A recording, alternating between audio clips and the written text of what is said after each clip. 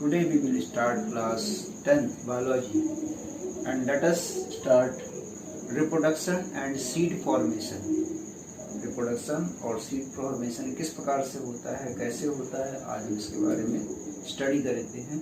सबसे पहले आइए देखते हैं कि रिप्रोडक्शन एंड सीड प्रोडक्शन होता क्या है। तो the process of reproduction and seed formation in plant include pollination यानी निषेचन, फर्टिलाइजेशन पॉलिनेशन होता है।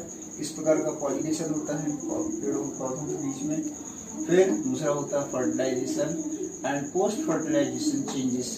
फर्टिलाइजेशन के बाद के चेंजेस क्या होते हैं, and seed and fruit formation, और सीड बीज और फल बनने का प्रोडक्शन किस प्रकार से होता है। तो आइए देखते हैं।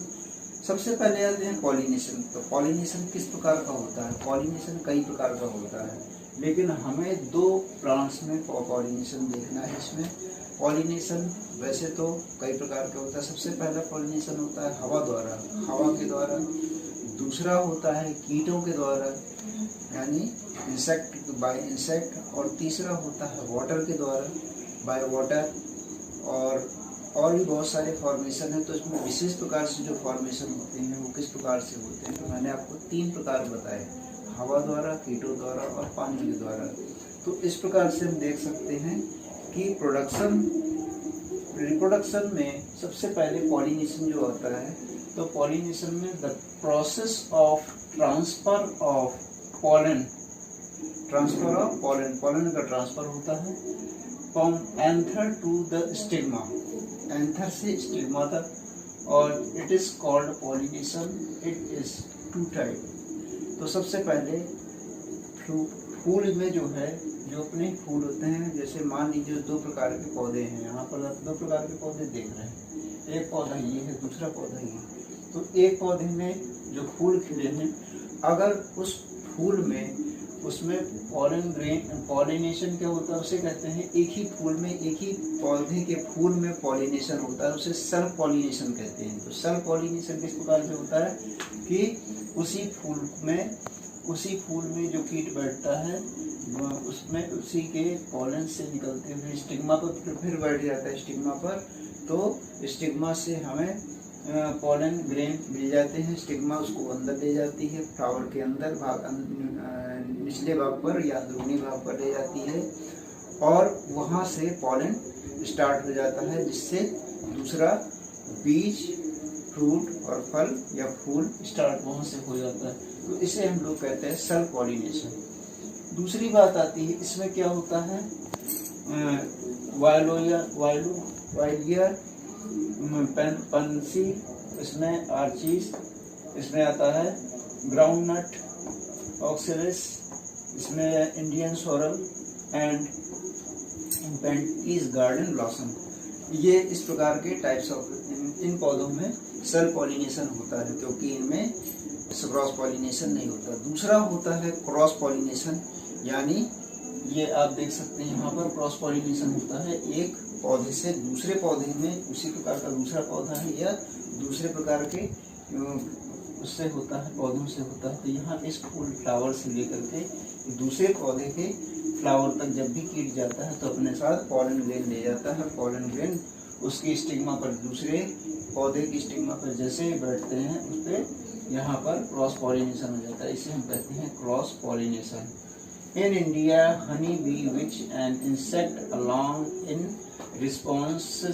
responsible for about 40% cross pollination taking place in flower. Flower के द्वारा ट्रांसपोर्टेशन होता है। ये पॉलिनेशन जो कि 40% एक पौधे से दूसरे पौधों में होता है। क्रॉस पॉलिनेशन में देखते हैं, it is the transfer of pollen grains from the anther from one plant to the stigma of another flower to another plant but of the same species। अगर सेम स्पीसीज है या same तरह के पौधे हैं, सेम पौधे में एक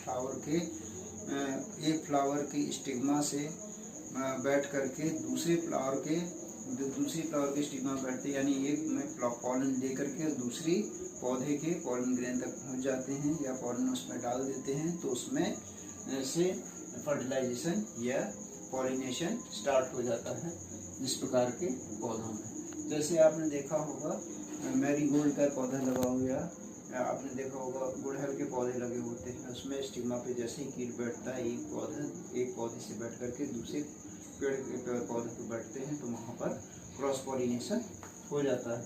इसी प्रकार से इसमें कौन कौन से जो पौधे होते हैं उसमें देख सकते हैं, जैसे हेम्प मीन्स होता है भांग का पौधा, चाइना रोज गुड़हल का, मैरीगोल्ड आपका गेंदा का जो फ्लावर होता है, मैज मकई एंड कैस्टर ऑयल कैस्टर।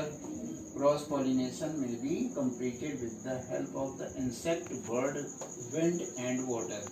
किस प्रकार से होता है, कौन कौन से प्रकार होते हैं क्रॉस पॉलिनेशन के लिए?